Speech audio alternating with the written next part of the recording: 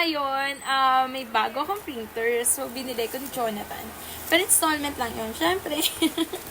So, tuwang-tuwa ako kasi ilang weeks ako nagtsagang walang printer. So, as a teacher, sobrang hirap nang wala kang sariling printer.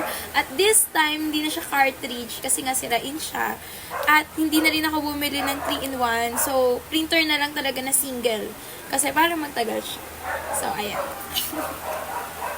Yan. So, may first customer ako. Ayan. So, sabi ko, dahil may printer na ako, kapag may mga co-teacher ako na magpapaprint, sa akin na lang din. Di ba? So, ang first customer ko is ang aming cluster chair.